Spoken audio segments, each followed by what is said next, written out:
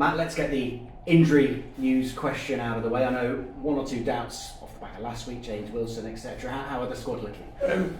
Willow's knee's in a better place than it has been. He had it drained and then they inject fluid back into it to lubricate the joint, as far as I know.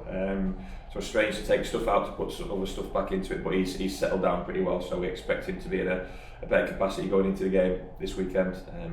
It's touch and go with promise. Every day we seem to be getting closer, but there's still discomfort and pain within that ankle joint, so yeah, that'll be a late decision. And bar Gats and Joel Senior, who aren't quite ready to return to the playing group, we don't see him in too bad a place. Yeah, we just spoke to Chris Martin. Wouldn't call it a trial of his fitness, but having come through 2 cup games, is he now ready for the figures of the league? Well, we probably need him to be ready first and foremost. But yeah, 2 cup games, I think 45 minutes and between 60 and 70 minutes in last weekend. We're getting in closer and closer. Like, he still probably have a little bit of the sharpness and the movement which he's used to, but just great to have him fit and available. And now the key will be, or the challenge will be, can we keep him fit and available and get him back to his best form by giving him the service that he needs. And Shaq back from his ban? Yes. Shaq's ban was what it was. We missed him last weekend, but he will be a hungry player this weekend.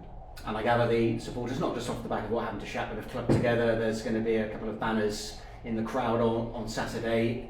It seems the majority of fans are uniting, aren't they? Yes, yeah, well, I believe so. Fantastic. I was so happy when I heard that news, and that idea was muted. Listen, the players have been through it a little bit. The Bristol Rovers' name's been dragged through the mud to a certain extent in terms of what's happened recently, and there's been more other than the Shaq one, which is probably public knowledge. And it's been a real sort of, it's hit the players quite hard, not just the ones who've been directly involved. So any form of support, verbally or visibly, certainly from our fan base, will mean an awful lot.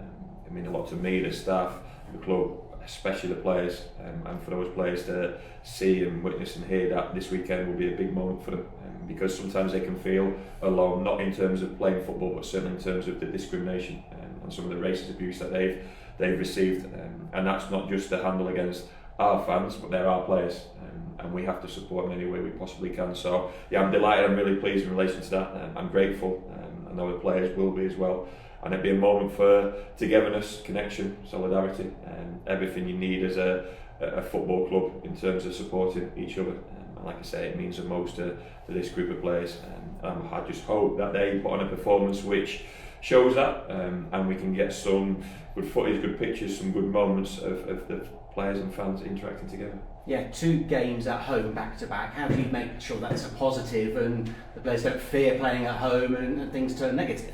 Firstly, they shouldn't have to fear playing at home, because our home form this season has been pretty good. We know what happened in the last minute against Wycombe, proved to be a very good team since then. We know where the Wigan game was when we weren't quite the races, and obviously we played a part in that scoreline.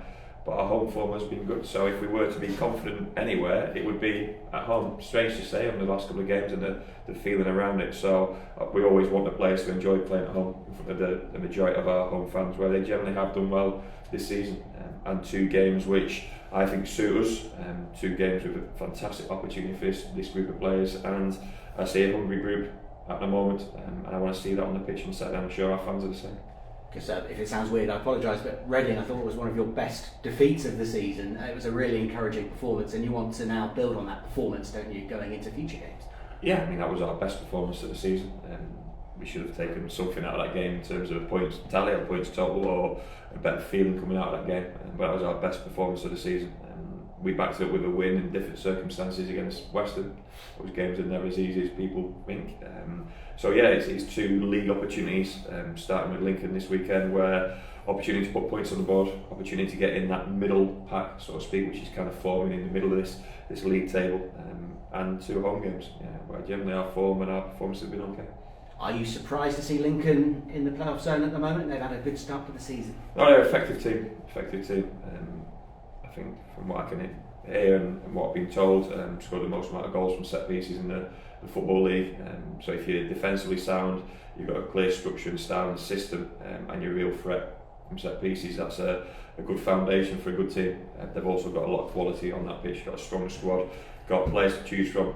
Changed it around a little bit, top of the pitch in the cup game on Monday night, but yeah, strength in depth. So yeah, impressive team. So no surprise there. Because we talked about Rovers defending set pieces earlier in the season. Are you sensing an improvement on that front now? Well, the goals against record and the chances against record in the last month would suggest that. Bar the Huddersfield goal, we've been better defending our box from set pieces. We'll have to be again this weekend, but we seem a little bit brighter in ourselves in those moments. And you spoke about confidence, and it's not just going into a game; it's going into a set piece moment. Do we believe we can do the action needed from a defensive capacity? Do we believe we can defend the box well enough? I believe we can, and the players need to keep on showing that and executing their actions. And then on the flip side of that, make more of our attacking set piece moments.